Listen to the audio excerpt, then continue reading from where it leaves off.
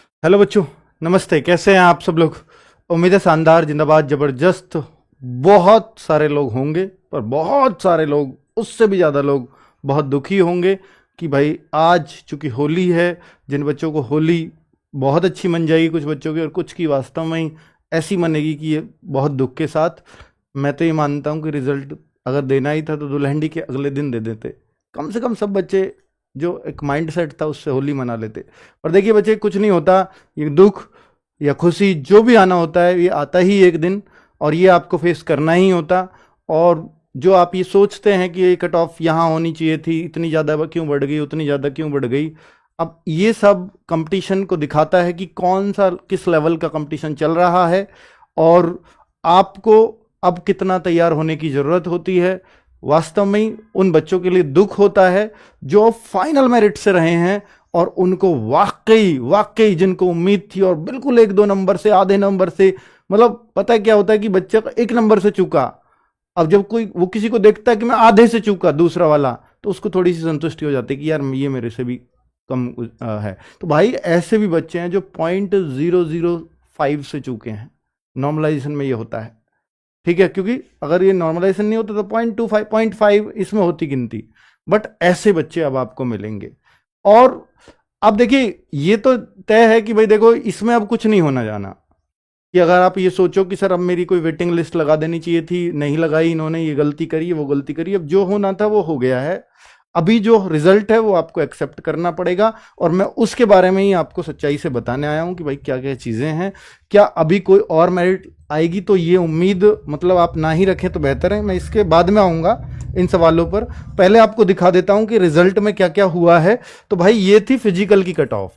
Physical की cut off आपको 214 general थी, ईडब्ल्यूएस 187 थी, ओबीसी 198, एससी 178 और एसटी 146।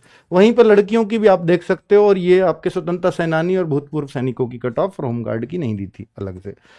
अब अगर फाइनल कट ऑफ देखोगे, और जो बच्चों का इसमें आ गया अब नाम, वो फाइनली सेलेक्ट है अब, कि आपका मेडिकल फेल हो या पास हो। नहीं, मेडिकल में अगर फेल हुए तो फेल ही हो। तो ये कट ऑफ आप देख सकते हो उससे, क्योंकि देखो ये बात उन्होंने यहां लिख दी है कि ये जो चयन है, यह चयन परिणाम नियुक्ति प्राधिकार, ये एक यहां पर एक चीज दी गई है कि ये जो चयन है ये इन इन चीजों के अधीन माना गया है। तो हाँ, ये रहा कौन सा नियमावली टाइप ब्रेक। यह चयन परिणाम बोर्ड की वेबसाइट पर दिया जा रहा है, अभ्यर्थीगण रिजल्ट रजिस्ट्रेशन नंबर से चेक कर सकते हैं। हाँ, तो ये, हाँ ठीक है, यह चयन परिणाम नियुक्ति प्राधिकारी द्वारा कराए जाने वाले चिकित्सा परीक्षण और उसके शैक्षिक योग्यता आरक्षण संबंधी प्रमाण पत्रों और चरित्र सत्यापन में उपयुक्तता के अधीन होगा। यानी आप चरित्र सत्यापन में भी अभी निकाले जा सकते हो, आप चिकित्सा परीक्षण में भी अभी बाहर हो सकते हो, कि इन सबके अधीन है ये चयन। या आपके डॉक्यूमेंट्स में कोई कमी है तो भी अभी आप बाहर हो सकते हो। तो ये बाद में भी चेकिंग होती है डॉक्यूमेंट्स वगैरह की। तो अगर आपको बाहर करने के सिर्फ ये कारण हो सकते हैं। लेकिन ऐसा होता है कि भाई जब 60,244 बच्चे हैं तो जाहिर सी बात है कि 4 से 5,000 कितना भी कम कर लो, इतने मेडिकल अनफिट रहेंगे। पर इनका क्या होगा, ये 4-5 हजार जो सीटें बचेंगी, तो इसके लिए जोर था। और ऐसे ही पूछा गया था, ये लेखपाल में भी हुआ है, पिछले यूपी पुलिस में भी हुआ। और इस बात के लिए मैं शुरू से लगातार कह रहा था कि भाई इतने कम से कम आइडिया से 4-5 हजार या 10% वैकेंसी का दिल्ली पुलिस भी करती है कि भाई अगर 60,000 वैकेंसी है तो 6,000 बच्चों की वेटिंग लिस्ट आनी चाहिए। तो वो जो किनारे पर रहे हैं उन बच्चों को मौका मिल जाएगा, अगर यहां से कोई इन चीजों में फेल होता है तो। मान लीजिए किसी के पास कोई केस है तो वो भी बाहर होगा बच्चा। किसी, ये उन्होंने खुद लिखा है कि भाई चरित्र सत्यापन, यही मतलब है चरित्र सत्यापन का। अगर कोई चिकित्सा परीक्षण इनके अधीन कर रहे हो तो फिर आपको ये रिजर्व में रखने चाहिए। और फिर बाद में आपको मालूम है कि इस तरह का बयान आ जाता है कि उपयुक्त या योग्यता वाले नहीं मिले बच्चे, जो योग्यता चाहिए थी उसमें नहीं मिले। क्योंकि आप योग्यता केवल 60,000 की ही चेक करोगे तो फिर आप वैकेंसी तो खाली रखेंगे ही, क्योंकि आप पहले ही सब बच्चों को बाहर कर चुके हो। ठीक है, तो कुल मिलाकर के ये इनका मतलब पहले से प्रोसीजर रहा है, और इसके लिए मैं कहता हुआ आया था कि ये ऐसा ही करते हैं और ये 60,244 पर ही लगाएंगे। अब अगर आपको चेक करना है और आपको श्योर होना है, कई बार हम बहुत जल्दबाजी में बच्चे लोग अपना रिजल्ट रोल नंबर सर्चिंग में डालते हैं और वो थोड़ी देर में नहीं मिलता तो रोने पीटने लग जाते हैं। ऐसे बहुत सारे बच्चे देखे हैं मैंने। तो इन्होंने एक लिंक जारी कर दिया है, मैं वो भी दिखाऊंगा आपको, जिसमें आप ये देख पाओगे कि उस पे आप अपना रोल नंबर, रजिस्ट्रेशन नंबर अगर डालोगे और फिर अपना नाम डालोगे, father name, date of birth वगैरह डालोगे, तो आपको ये मिल जाता है कि हाँ आप लिस्ट में हो या नहीं हो। जो नहीं है वो यहां, तो फिर आपको सर्चिंग करके नहीं देखनी होगी। ठीक है, क्लियर समझ में आ गया कि ये कैसे सर्च करें? तो आप देख पाएंगे कि उत्तर प्रदेश आरक्षी नागरिक सीधी भर्ती परिणाम हेतु लिंक पे जब जाकर पंजीकरण संख्या और डेट ऑफ बर्थ, जैसे ही यहां आप डालते हो तो वहां पर आप यू आर सेलेक्टेड और यू आर नॉट सेलेक्टेड आपको दिखाई दे जाएगा, लॉगिन वाला ऑप्शन अगर आप अपनाएंगे। और ये टोटल आपको 6 मेरिट दिखाई गई है। इनका कारण भी बता देता हूं, ये यहां पर इन्होंने लिखा भी है कि देखिए टोटल ये कट ऑफ गई है, वो मैंने आपको बड़े करके दिखा दिया है कि कट ऑफ तो ये है, उसी को मैंने वहां दिखाया है। ठीक है, और ये जो कट ऑफ है ये आप देख चुके हैं। तो यहां पर टोटल 6 कट ऑफ दी गई हैं, मतलब 6 मेरिट दी गई हैं। तो इनमें जो 6 पहली लिस्ट है 60,244 बच्चों की ही दी हुई है, और वो रजिस्ट्रेशन के संख्या के बढ़ते हुए क्रम में दिया है, यानी पहले सबसे छोटा रजिस्ट्रेशन, फिर उससे बड़ा, उससे बड़ा, उससे बड़ा। तो यहां कोई भी ये ना सोचे कि जो रैंक में नंबर 1 पे है रजिस्ट्रेशन, तो भाई वो उसमें आपका कोई योगदान नहीं है। जो पुलिस ने आपको रजिस्ट्रेशन सबसे कम दिया इसलिए आपका नाम ऊपर है। लेकिन इसके अलावा जो लिस्ट है ये यूआर कैटेगरी की है। तो यूआर में यहां लिया है प्राप्तांकों की श्रेष्ठता के क्रम में, यानी जो सबसे अच्छे बच्चे हैं यूआर में वो सबसे ऊपर है, यानी जो नंबर 1 सीरियल पे है इस लिस्ट 2 में, वो यूआर कैटेगरी में सबसे ज्यादा अंक लेकर के आया है। और जो सूची 3 में वो ईडब्ल्यूएस कैटेगरी में सबसे ज्यादा अंक लेके आया है, जो नंबर 1 पे पहले पेज वाले, इसका मतलब बहुत अच्छे अंक रहे होंगे। तो सूची 4 में ओबीसी में जो नंबर 1 अंक लेकर के आया है तो वो ऊपर है। तो इस तरह से ये घटते हुए क्रम में दिया है, यानी सबसे ऊपर सबसे ज्यादा अंकों वाले को रखा गया है। मैं अगर आपको दिखाऊं तो यहां से आप समझ सकते हैं कि जैसे ये लिस्ट 2 है, भाई लिस्ट 1 में तो यही दिया है कि आप अपना नाम चेक कर लीजिए आप सेलेक्ट हुए हैं या नहीं, 60,244 की वो लिस्ट है। ये अगर ये जो लिस्ट है ये दिया है यूआर कैटेगरी की लिस्ट। तो यूआर कैटेगरी में जैसे ये बच्चा 1 रैंक पर है, मतलब भाई ये है 1 पर, 1 सीरियल पे है, तो इसका मतलब है इसके यूआर कैटेगरी में सबसे ज्यादा नंबर है, और ये है योगेंद्र सिंह। नीचे अब्दुल्ला अली ये नंबर 2 रहा होगा, ये मनीष त्रिपाठी नंबर 3 रैंक है यूआर कैटेगरी में। लेकिन अब अगर आप देखो, अब ओबीसी के भी यूआर में हो जाते तो यूआर में मोस्ट प्रोबेबली ये होता है कि जो 1 होता है वो ओवरऑल ऑल इंडिया रैंक 1 हो सकता है, क्योंकि ओबीसी में जो इस एज में आ रहे होते हैं वो भी इस तरफ ही यूआर में ही काउंटिंग उनकी होती है। ठीक है, तो इसलिए यूआर रैंक 1 का ही मतलब ओवरऑल चांस ये रहते हैं। ठीक है, और ये रहा ईडब्ल्यूएस कैटेगरी। तो ईडब्ल्यूएस कैटेगरी में रैंक 1 विक्रम सिंह है, रैंक 2 सर्वेश कुमार है, तो इस तरीके से दिया हुआ है। और यहां अगर देखेंगे ओबीसी कैटेगरी तो सुमित कुमार नंबर 1 रैंक पर है, नंबर 2 पर हिमांशु गिरी है, नंबर 3 भूपेंद्र सिंह राणा है। तो इस तरह से रैंक ओबीसी में दी हुई है। अभी मैं ये नहीं बता सकता आपको इस बच्चे के पहले वाले के चांस इसके ज्यादा है, क्योंकि हो सकता है ये ओबीसी कैटेगरी का रहा हो और ये यहां सिलेक्शन ले गया हो, तो इसलिए यूआर में काउंट कर लिया। तो योगेंद्र सिंह नंबर 1 रैंक है। ठीक है, तो चांस ये है कि एआईआर 1 ये होगा, पर हो ये भी सकते हैं। ठीक है, तो अभी वो पता नहीं है कि इसके कितने मार्क्स हैं, वो नहीं पता है मेरे को। तो यहां अगर आप देखेंगे लिस्ट 5, तो लिस्ट 5 में ऋषभ कुमार ये एससी कैटेगरी में रैंक 1 लेकर के आया, अरुण कुमार ये पूरी एससी कैटेगरी की लिस्ट है। ठीक है, तो ये आप रैंक इनकी यहां से देख सकते हो, यानी आप अपनी रैंक भी सर्च कर पाओगे बहुत ही आराम से। तो जिससे आप बच्चों अगर आप चाहो तो देखिए ये आपका फाइनल रिजल्ट आउट हुआ है, आप भी चाहते हैं कि भाई मैंने यहाँ से पढ़ाई की थी, मैं अपने टीचर्स के साथ अपना रिजल्ट साझा करूं, तो हम लोगों को भी उतनी ही खुशी होती है। तो भाई आप अपना रिजल्ट हमारे साथ साझा कर सकते हैं कि आपकी सफलता में आरडब्ल्यू का योगदान रहा है, तो जरूर करिए। हम लोग भी पल के बिछाएं इस बात का, इस पल का वेट करते हैं कि आपका सिलेक्शन हो। तो नेम और जेंडर, कैटेगरी रैंक, यानी आपकी कैटेगरी वाली रैंक ही हमने लिखी है, यूआर में आपकी क्या रैंक आई है वो तो यहां से हम पता कर लेंगे। ठीक है, आपका रोल नंबर क्या है, आपका फोन नंबर क्या है, आपकी सेल्फी यहां पे मिल जाएगी। और आपके मार्क्स का मैं एक कॉलम और बनवा देता हूं इसमें कि आपके मार्क्स जो आफ्टर नॉर्मलाइजेशन कितने बन रहे थे, तो इससे एक रैंक 1 का एक आइडिया भी हो जाएगा। हो सकता है कोई और भी लिस्ट आई हो जिसमें ओवरऑल रैंक दे रखी हो, तो वो तो मेरे को नहीं मालूम है अभी। तो गूगल फॉर्म आपको यहीं पे मिल जाएगा। ये फॉर्म जिसको आपको फिल करना है, अपना फोटो हमें देना है, तो ये आपको मिल जाएगा इसी वीडियो के नीचे लिंक में, मतलब वो कमेंट्स में सबसे ऊपर। तो अभी भी वो उन्होंने लगाया हुआ है, आप देख लीजिएगा, कमेंट्स में पिन है। ठीक है, अब मैं इन सवालों पर आता हूं कि क्या अभी कोई और मेरिट आएगी। तो जो बच्चे जिनका सिलेक्शन नहीं हो पाया है उनके साथ मेरी संवेदनाएं हैं, उनके पास चांसेस। देखिए, ऐसा तो आप ये नहीं कह सकते कि मेरे सारे ही चांस खत्म हो गए।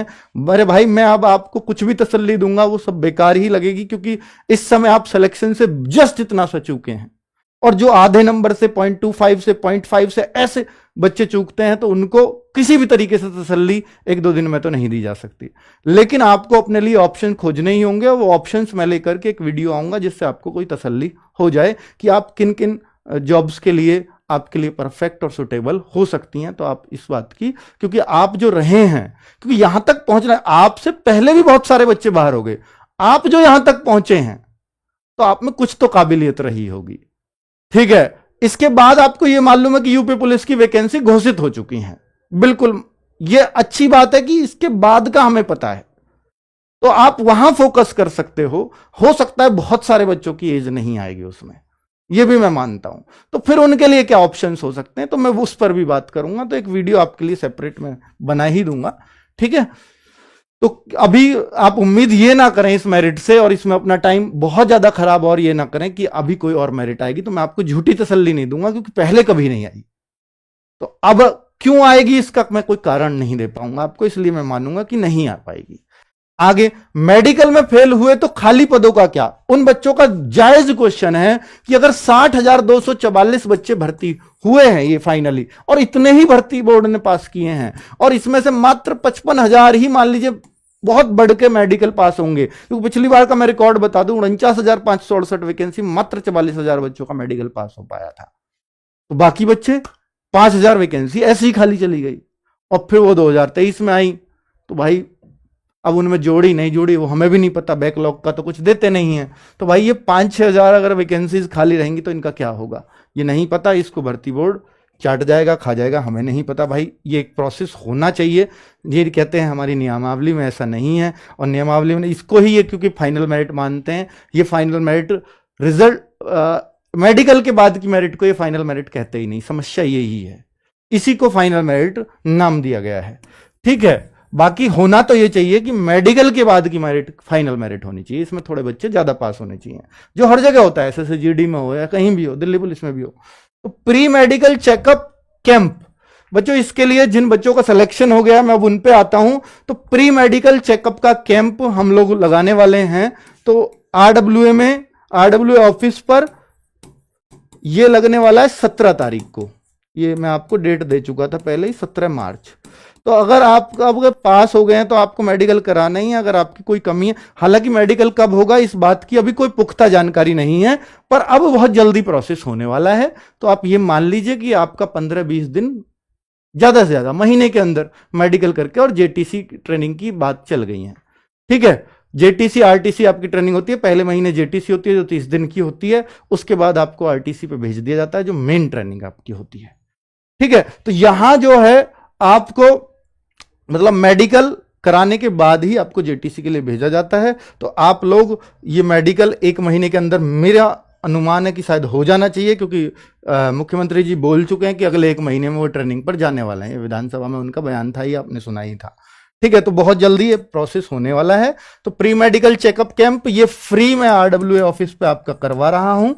ठीक है, और कि आप में अंदर कोई कमी तो नहीं है, अगर कमी होगी तो यहाँ थोड़ा सा पता लग जाएगा, जिसका आप थोड़ा ट्रीटमेंट अगर 7-8 दिन का हुआ तो आपको एक टाइम मिल जाएगा और आप उसे ठीक करवा सकते हो। ठीक है, इस वजह से मैं ये काम करवा रहा हूं। बाकी मैंने कहाँ मेडिकल कैंप होंगे उसके बारे में जानकारी आपको एक वीडियो बना के दे दी थी, और लखनऊ में भी मेडिकल कैंप होने वाला है, उसकी भी जानकारी मैंने आपको दे दी थी कि लखनऊ में होगा। पर अब लखनऊ में कंफर्म हो गया, लखनऊ में भी वो लोग कराएंगे। ठीक है, लखनऊ सेंटर है तो वो आप आ सकते हैं, पर बाकी जगह और नहीं करा पाएंगे। ठीक है, अगर आप रिक्वेस्ट करो सर गोरखपुर में हो जाए, सर प्रयागराज में हो जाए, तो जो उस दिन वीडियो में बताया था वहीं हो पाएगा, उसमें सहारनपुर भी शायद अब नहीं हो पा रहा है।